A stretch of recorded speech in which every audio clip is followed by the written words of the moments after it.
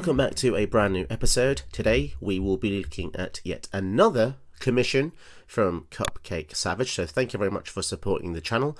If anyone else is interested in getting a deck built for them, check out my Ko-fi donations page. But today the commission was for a snow-based deck with Jorn leading the way, God of Winter. And essentially another point was that I wasn't able to use any alchemy cards, so I like that. It's a bit of a challenge. So this deck shouldn't have any alchemy cards in it. You can normally see alchemy by having a little A symbol on the card, so I think we're all good this time. So essentially the deck uses loads of snow permanents. So if we see how many we have in the deck, you can just type in the word snow. You can see there's a lot of basics in this deck because of the fact that whenever Jorn attacks, he untaps each snow permanent you control. So if you don't have enough snowlands, it doesn't really feel very good. We do have quite a lot of non-basics that aren't snow, but we do need them to kind of soften out the mana, the variation in mana. But we do have quite a lot of snow permanents and things that can untap. Some of the, the best cards in the deck, obviously, Balance the Snow, destroy all creatures or planeswalkers and return something from your grave to the battlefield. Well, it exits the amount of snow spent to cast a spell, so that's really good to wipe stuff out. Bit of a staple in black. Monique the Frost is really good at copying your best permanent as well, giving it 2 counters. And we've got Graven Lore, which is just a nice top end card to refill our hand. And the rest of the deck is, as usual, a really nice soul type build.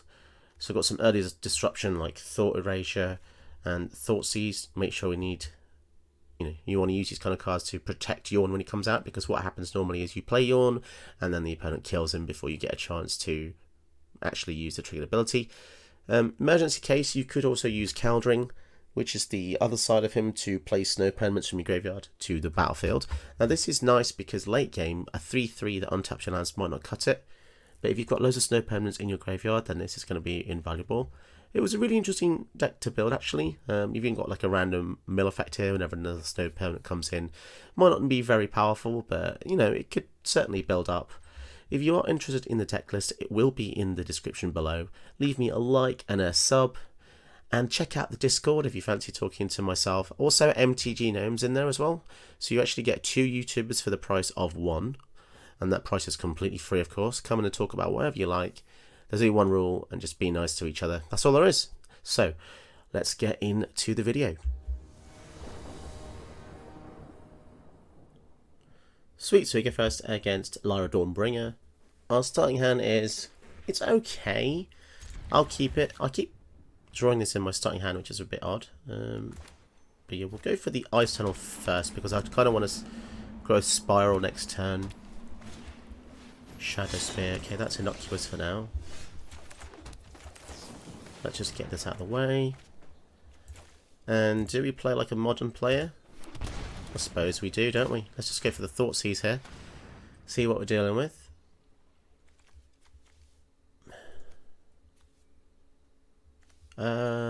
I guess we'll go for the Daxos, because that's the only thing they can really do for now. Esper Sentinel, right, okay. So if they quit that next turn, that was 2 power. That's still dealable now. So I think we'll go for Jorn here, because I want to attack them the next turn. Although the next turn they can go for the Stalwart Valkyrie, which is annoying. But that also means they can't equip the Sentinel with a spear, so we'll see what they want to do. They can't do both, that's for sure. Yeah, so they go for the Angel.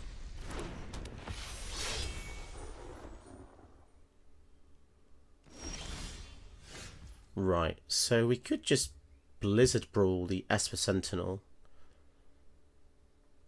But that doesn't really push us forward, does it?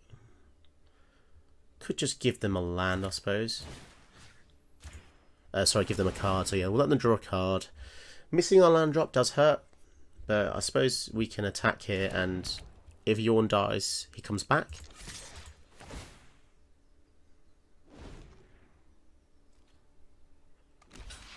Interesting, so that actually ramps us.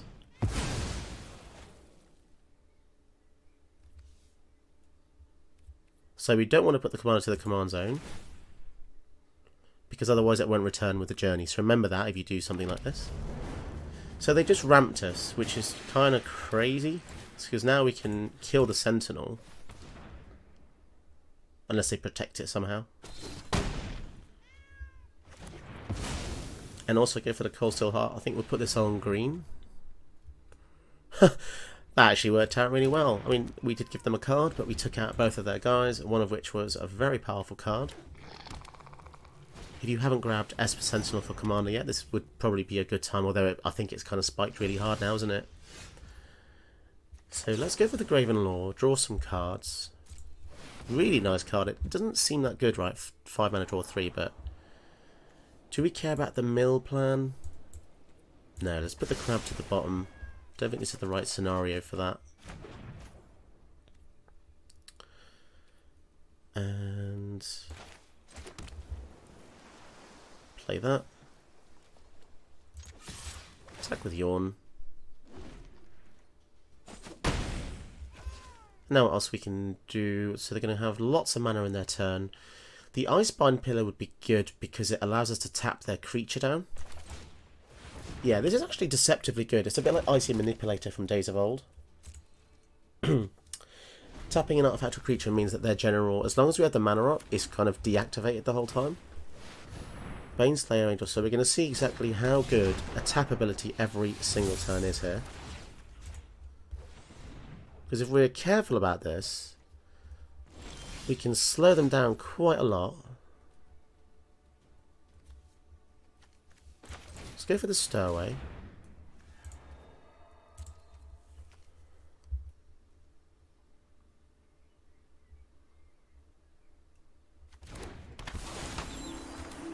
And the 3 Seasons, which whenever I say this card, it reminds you just like some kind of hotel. I guess it's one season off a hotel chain, isn't it? Uro. Oh my goodness, that's a great card in the graveyard. And we can also cast it as well. So we go for the Shimmer Drift. Oh, that was just amazing synergy there. So we could have gone for the Uro, we could have done all sorts. Wow, fantastic. Love it. Okay, putting us first with Cody. I would warn you that I think by playing Jorn, you are going to face tough enemies, and I don't know why that is. I think he just must be heavily weighted, to be honest, because I'm seeing some weird signs here in testing and in these final videos that you'll see. Cody is pretty high tier. We have like a really sick hand though. It's just the issue is if this is the Cody deck with the land destruction, it's going to be really rough. Cultivate. Okay, so we have a small window. How much toughness? 4 toughness. Jorn's 3, so we can't... Okay, so if we have Snowlands, we can fight it with the Blizzard... Oh, okay, we got the answer. We should be okay, to be honest, now.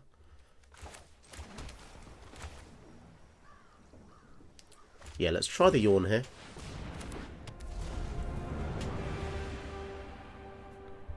So we only have 1 snow. This cares about snow permanence, so it actually counts the Cold Steel Heart. Ethereal Grasp. It doesn't untap unless you pay 8. Okay. Is that Perpetual as well? Oh, that's a solid card, that is. A common that perpetually makes it 8 to untap. Crazy. Okay. Okay, that's pretty rough, not gonna lie.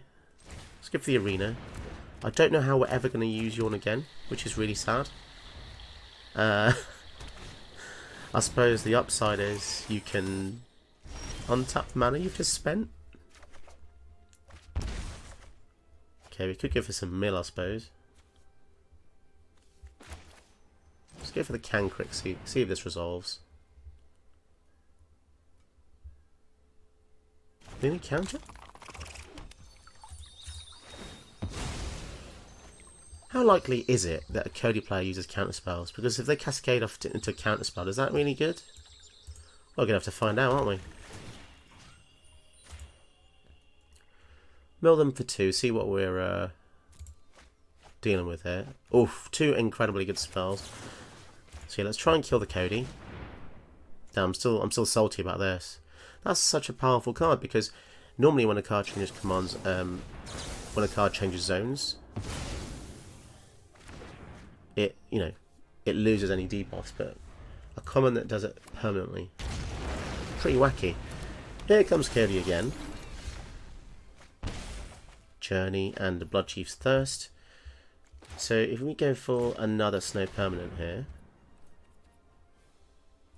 choose green. Then we can have Jorn fight the Cody. Oh baby, that's nice. Now their hand is probably full of horrendous spells like Casualties of War. So we're gonna have to be, we're gonna have to be wary that we could lose literally all of our permanents here that are of importance. Seize the spoil. So some kind of hand disruption would be really helpful. So Graven Law might be useful. If they go for Cody again, I'm going to kill it again with the Blood Chief's Thirst. They don't have the mana just yet. Breeding Pool and a thing. So the funny thing is, do we really want to put Journey onto the Jorn? Because if he comes back, he's still not that good.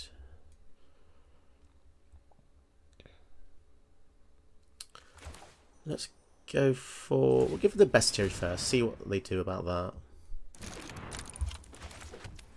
And Graven Law is an instant, so we can pass.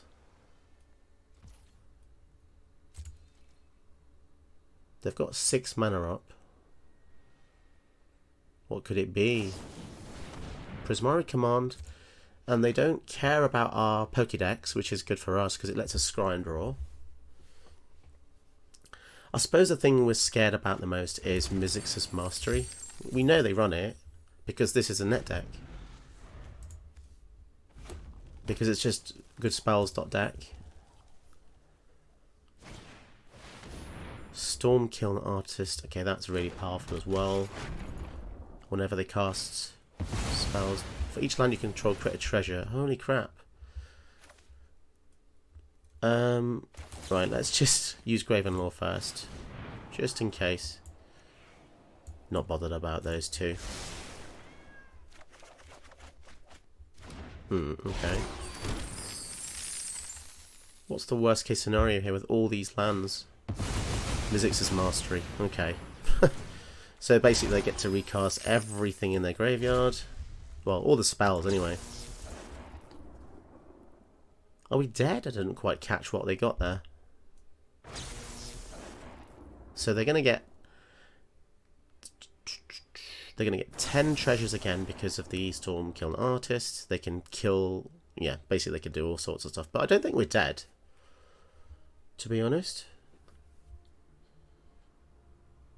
I feel like they spaffed their whole hand before they needed to. I guess it was the only choice they had.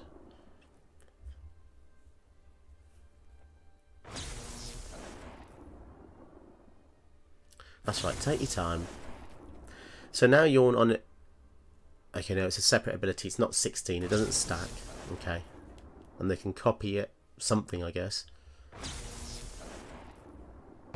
Oh, I see the tendrils. So 1, 2, 3, 4, 5, 6, 7, 8.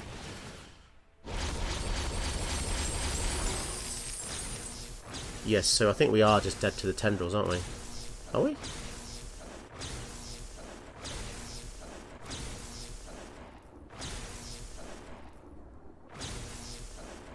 This is actually a really annoying deck to face because of just the triggers. So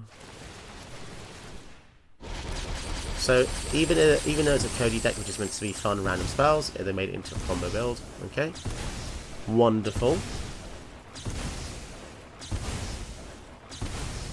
And not only that is I can't actually just die with like a skip or triggers. I have to watch every single one.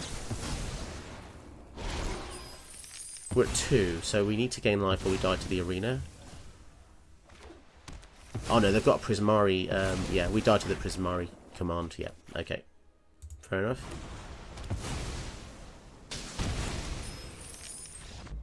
You tell me in the comments below if that was a good game or not.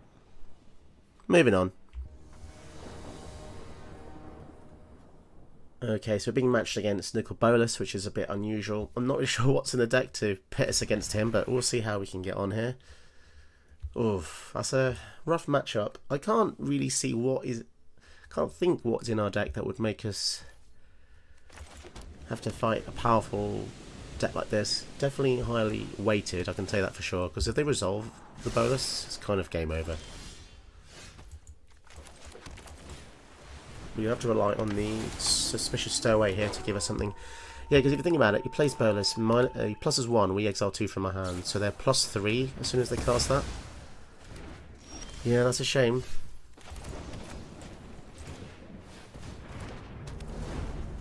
Yeah, because they'll still have the Bolas, and we're at -2, so it's 3. Killing the Jorn as well. Okay. All the removal here, but will they have anything to back it up later on? So let's go for the Solemn. We have to be very careful, because if we only have 2 cards in our hand, and then they resolve the Bolas, we've basically lost our 2 endgame cards, so it might be worth playing our good stuff before. Rep Ring, tempting to destroy that, and a treasure map. Okay. Let's get rid of something from their hand here. Time Warp it is. And we'll also kill the treasure map, because the Rep Ring is kind of slow. And swing in. Annoyingly, there aren't really many good targets for the Eldest Reborn to hit. Harmonize is actually really good here. And 3, 4, 5, 6. So if they play a land, they can go for the Bolas.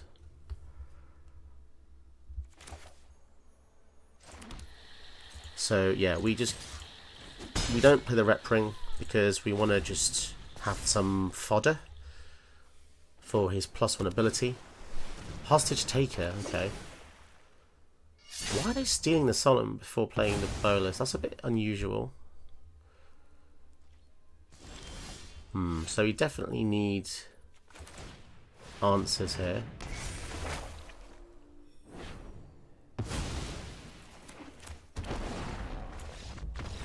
And they just quit? Why? That's a weird game, but I'll take it. Very weird quit.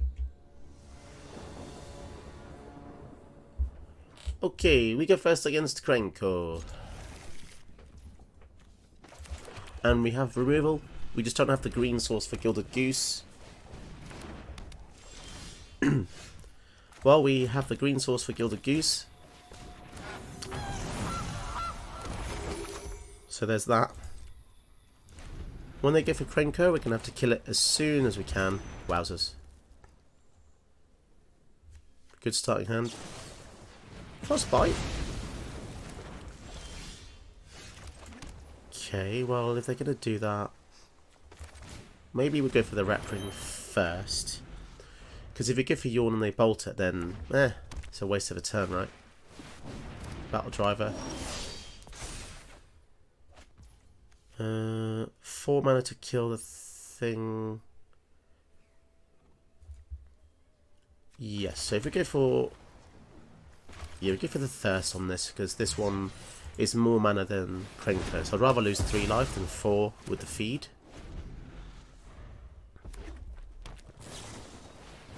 First of class. Oh, for goodness sake. Okay, so they've got haste again. And they're going to gain... Oh, it's such an aggressive deck. Couldn't have done anything about this. Although, we are going to lose... Okay. That's pretty crazy. Not going to lie. Pretty crazy. Let's go for Jorn. Jorn and Swarm. If we can get the Icebind pillar out, we might actually be pretty good.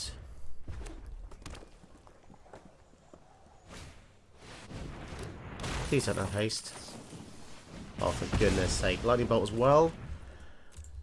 Ah, this is so obnoxious. Sometimes you have the answers for stuff, and they still find a way around.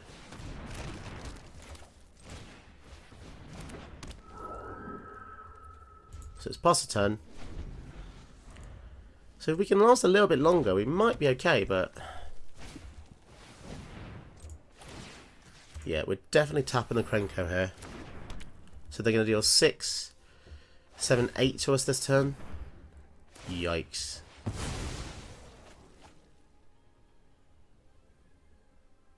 Yeah. Seems pretty annoying. No blocks. Embercleave? Oh, of course. You know, these are the kind of games that make you really like the game. Gee whiz.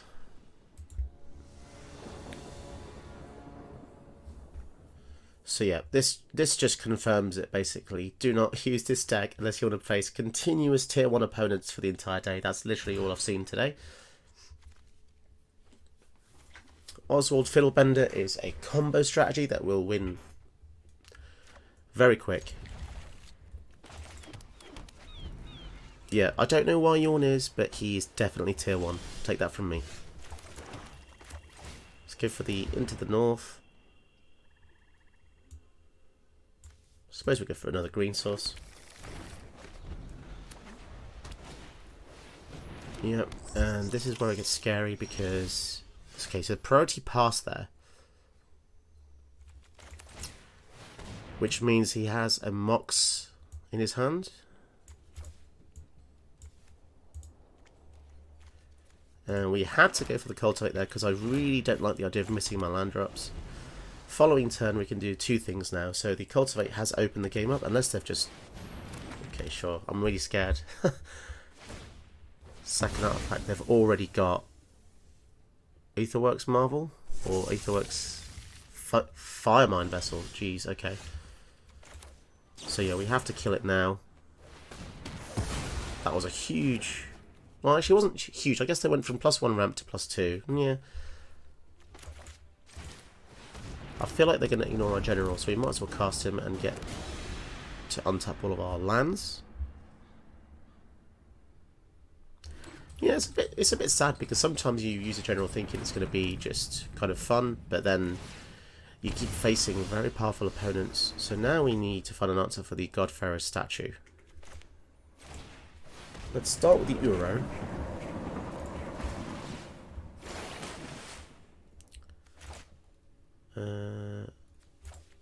Okay, so at least we've got more removal.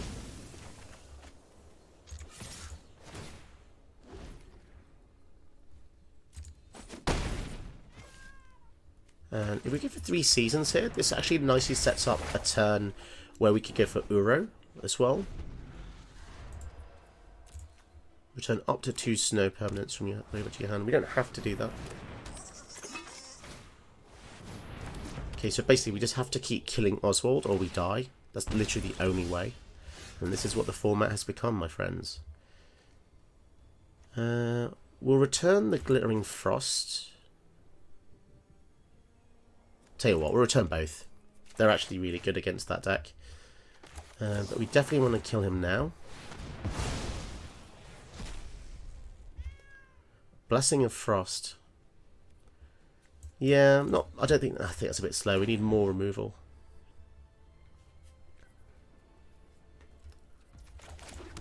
Okay. Swing in, untap our lands. And are they going to have a board wipe? Let's go for the Priest here, because that also kills Oswald.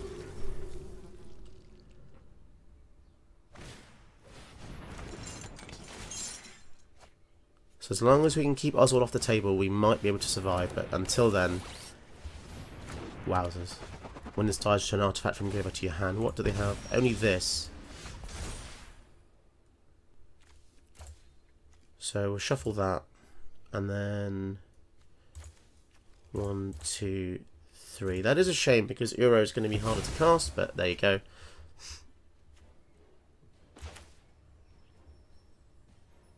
The Avalanche Caller might be good to do some more damage. Yeah, we don't really want to do that just yet, do we?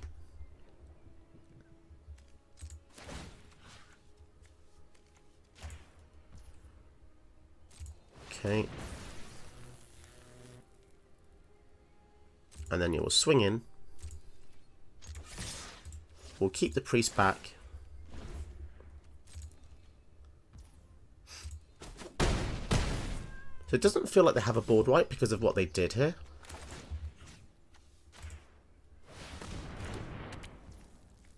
So let's just go for our entire hand. And let's just see, if they have a creature board wipe, then it does screw us up a bit, but we can just then get, okay, Prison Realm. Going for the priest, interesting choice. We might just be able to win with the Avalanche Caller. We shall see. Elspeth's Nightmare. Well that, okay, well that kills the Fiddlebender. Wonderful, that's really good. Oh, that was a great top deck because it also gets to the graveyard.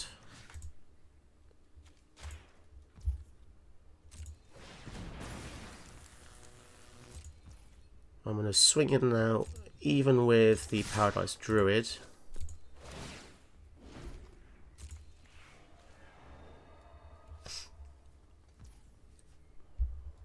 Okay. They're at 3. What have we got? Do we just get rid of him? Or are they going to combo me out somehow? Oswald again. Crazy. So much mana. Don't they just die here?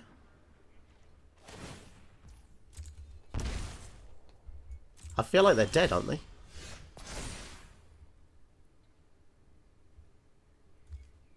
Well, we're getting rid of that, that's for sure.